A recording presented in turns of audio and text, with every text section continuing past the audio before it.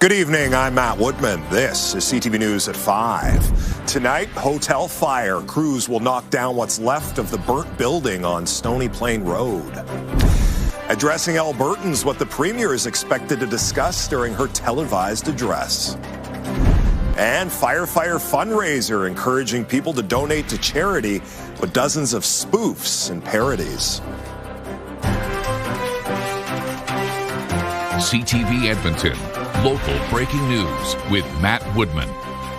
Fire crews now have a fire under control at an old hotel along Stony Plain Road. The building has been abandoned for years, leaving some people in the area questioning why it was still standing. CTV's Evan Kenny reports. The south wall of the Jasper Place Hotel along Stony Plain Road crumbles as firefighters spray the building. Edmonton Fire says the flames started just after 5 a.m. The wind was kind of pushing it from the south, so the fire typically spread from the south to the north, and it travels under the roof where we can't get at it. Edmonton Fire says the building was abandoned and no injuries have been reported, although firefighters still need to search inside. We've dealt with a lot of fires in boarded up buildings over the past number of years, and I'm sure it'll continue to be a concern until more of these buildings get demolished. The Jasper Place Hotel was shut down by Alberta Health Services around Christmas of 2019. AHS said a fire may have spread hazardous materials to other parts of the building. They should have tore it down. They should have tore it down. I don't understand why they didn't tear down that building. It's not just this building that has caught fire in recent years. There are kind of some condemned buildings by our apartment, so of course it is alarming. Is it concerning to you just seeing, this many fires in the last 10 Considering years? I live in a 1947 house with wood as dry as anything, yeah. It's less of a trend of buildings burning down. It's more of a trend of we need more eyes on the street, and we need better enforcement of problem properties. The Stony Plain Road Business Association wants to see the city do more to protect the businesses and people in the area. The city of Edmonton needs to have the same approach to problem commercial property that they have with problem residential property. CTV News has reached out to the city for comment and are waiting for a response. Evan Kenny, CTV News, Edmonton. Premier Danielle Smith will address Albertans during a TV broadcast later this evening. While she won't say ahead of time what topics she plans to discuss, immigration is expected to be one of them. This clearly needs to change. This is not sustainable. So I'll have more to say about that in the address, and then we'll begin the conversation with Albertans about what needs to happen next. Smith says Canada needs to get back to pre-Trudeau immigration policies. She says Alberta's fast-growing population is a reason why expenses are higher than the province's revenue. Two of Smith's political staffers posted immigration infographics on social media yesterday, including one saying, quote, "This absolute insanity needs to stop. It will," end quote. Political science professor Lori Williams says voters want solutions. We know that there are going to be budgetary challenges because of the price of oil. What we need is less of a focus on blaming immigration as the cause of these problems and a bit more of a plan for how to deal with the problems that we're facing. Smith will speak at 6:45. You can watch the Premier's address right here during our 6 o'clock newscast. The province says it has destroyed the remainder of the children's pain and fever medication it ordered from Turkey during the COVID-19 pandemic. In 2022, the Alberta government ordered the liquid acetaminophen because of a shortage of children's pain medication. By the time it arrived, the shortage was over. It was also pulled from neonatal intensive care units in Alberta because it was clogging feeding tubes. The province says half of its remaining 1.4 million bottles were donated. The rest have now been destroyed because it was set to expire.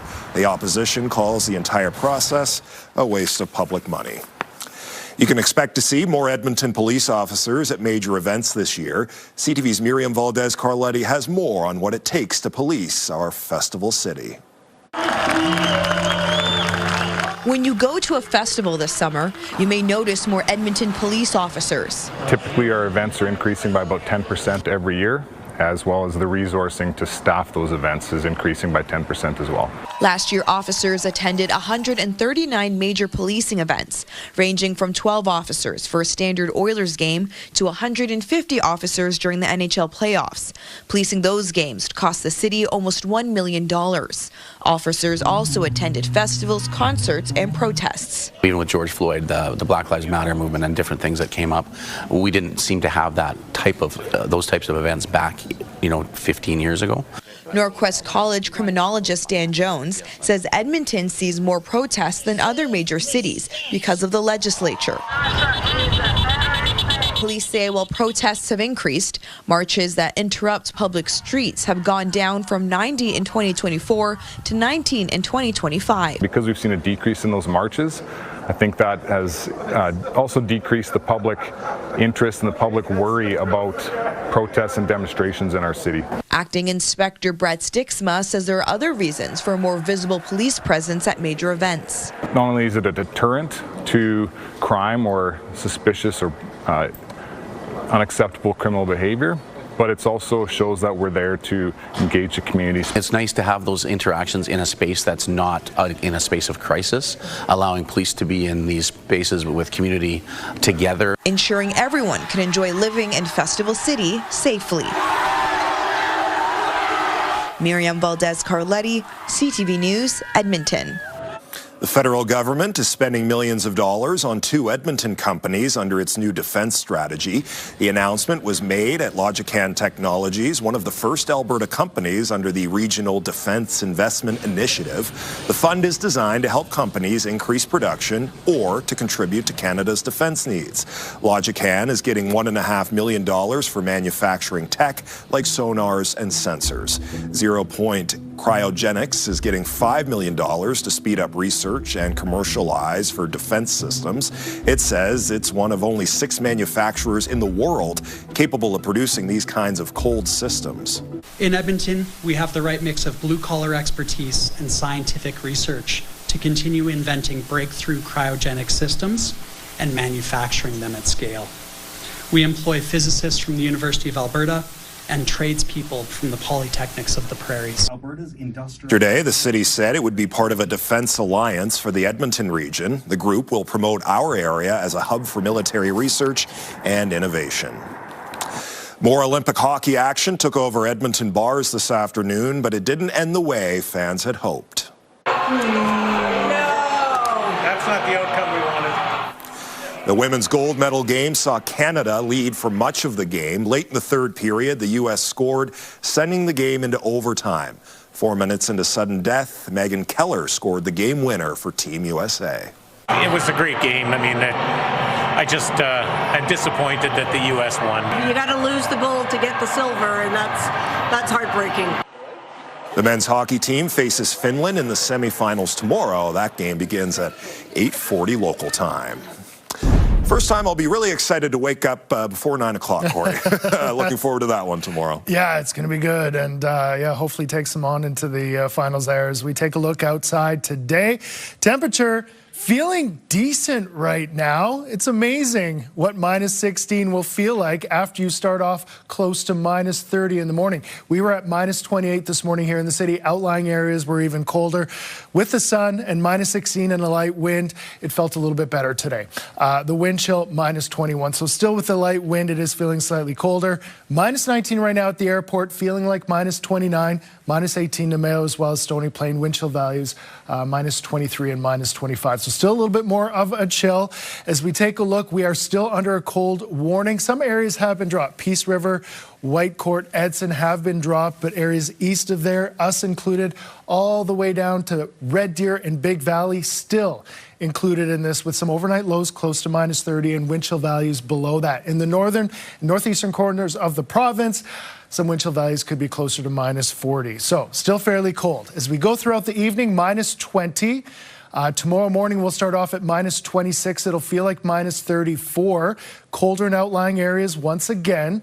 So at the airport, I wouldn't be surprised if they start off around minus 30, but minus 26 here in the city. For tomorrow, our high is minus 14. Lots of sun once again, wind nice and light. As we take a look at your 3-day forecast, Saturday, minus 16, Sunday, minus 16. So still a bit on the cold side, but as we go throughout next week, we start to warm up, and you will see that in your 5-day forecast next time we chat weather. Matt. All right, looking forward to it. Thank you, Corey. Coming up next on CTV News, the local woman who fought City Hall says she's not surprised by a decision to turn a park into housing. This decision was made a long time ago. Our voices probably didn't really matter. The CTV drone powered by Century Casino. 3 great locations: Edmonton, St. Albert, and Century Mile. Programming brought to you by James H. Brown Injury Lawyers, the heavy hitters of injury law. You're watching CTV News at 5. A woman who took the city to court to try and stop a proposed housing project is disappointed her efforts failed. Still, as CTV's Jeremy Thompson reports, it has prompted some permanent changes at City Hall.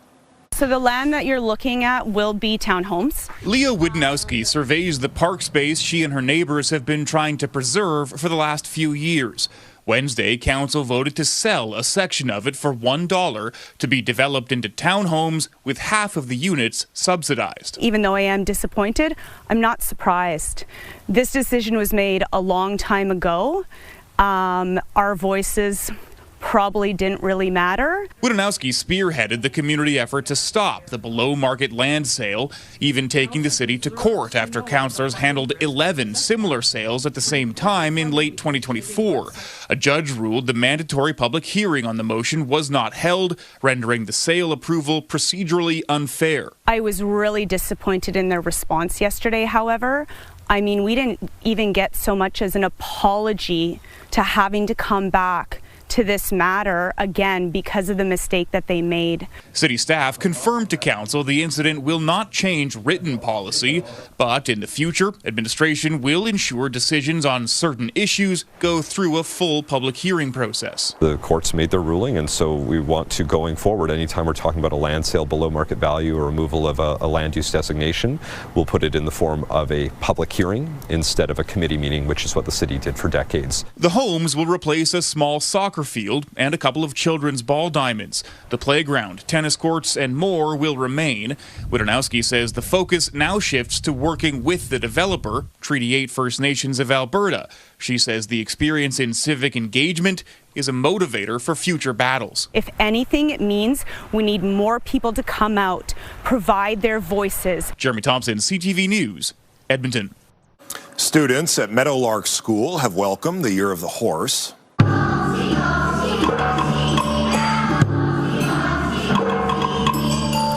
Students celebrated the Lunar New Year with musical performances and dances. Meadowlark School is one of 14 in the Edmonton Public Division that has a Chinese Mandarin bilingual program. Students put in a lot of practice to perform in front of friends and family. Rachel Lee says she was more nervous than she might be at any other recital. It was pretty nervous because most of my other performances, it's in front of strangers. But this one felt a lot better because I got to show everyone what I could do and what I know. It really shows the pride that our students have in the diversity of our school, in the cultures of our school, and the Mandarin bilingual program. It's heartwarming and exciting, and it's wonderful that to be able to share that with everyone. The provincial government will also celebrate the Lunar New Year next week. There will be an event at the Alberta Legislature on Tuesday starting at noon. Still to come tonight on CTV News, the Edmonton Elks plan to return to where it all began for the team. Programming brought to you by James H. Brown Injury Lawyers, the heavy hitters of injury law. The The Edmonton Elks plan to honor their roots by playing an exhibition game at their former home field. The Elks will host the Calgary Stampeders May 29th at Clark Stadium, the original home of the franchise. They played pro football there for 30 years. The team says there will be vintage setups throughout the stadium. Corey, the weather outside today kind of reminds me of the temperatures we had the last time Edmonton hosted the Grey Cup in 2018. It was freezing then, too. That was in November. We're in February now. Still cold out there. Still cold. We were spoiled for the first half of February, and then we got a dose of winter once again. Yeah, and did we ever. But you know what? It's amazing how quickly you can acclimatize. This morning, waking up with temperatures around minus 28 in the city and minus 30 or below in outlying areas. Once you got into the afternoon, around minus 16, not feeling so bad when you've got the sun to go with it. So yeah, anyways, here's the view from the Action Furnace River Valley Skycam. Action Furnace fixed right or it's free, minus 16. That is our high for today. Still a light wind, making it feel just a touch colder. As we take a look at our almanac, we started off at minus 28 here in the city. Outlying areas were a little bit colder. We did see some surrounding areas below minus 30. So it was a very cold start once again. Minus 16, that was our high. Very similar for the next couple of days.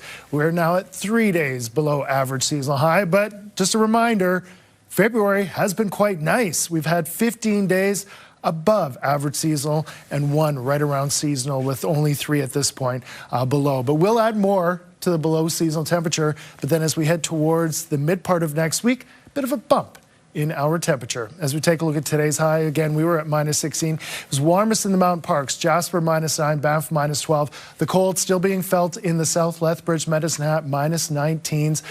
Temperatures haven't changed a whole lot, but feeling the wind, a little bit more of a wind for Lethbridge, making it feel like minus 30. Red Deer minus 21, feeling like minus 30. Our wind chill is slight. It's minus 16, feeling like minus 21. We are still under a cold warning, as well as areas east, south to Red Deer, and north to Fort McMurray, as well as high level. We've seen a lot of clearing throughout the province, and that's really going to allow our temperatures to drop off once again overnight. We'll see a little bit of cloud in our region, acting like a little bit of a blanket. But again, our temperature, it's going to be cold as we go throughout the overnight. We'll lose about 10 degrees from where we're sitting right now. So we take a look at the future cast for tomorrow. We will start off with a mix of sun and cloud as we go throughout the afternoon, mainly sunny. And then Friday evening into Saturday, we've got cloud moving in, and it looks like we'll be mostly cloudy as we go throughout Saturday. Temperature overnight tonight, we're starting off at minus 26, so losing 10 degrees from where we are right now. It'll feel like minus 34. Tomorrow afternoon, minus 14. Wind pretty light. It'll feel like minus 18, so a touch warmer for tomorrow. Get a lot of sun, and then we've got the cloud moving in as we go throughout the overnight and into Saturday. Saturday, minus 16, and we see that temperature again on Sunday, mostly cloudy as well. Sunday night into Monday, a slight chance of flurries with some warmer air moving in. Minus 15 on Monday. We start to feel a little bit more of a jump on Tuesday, minus 6.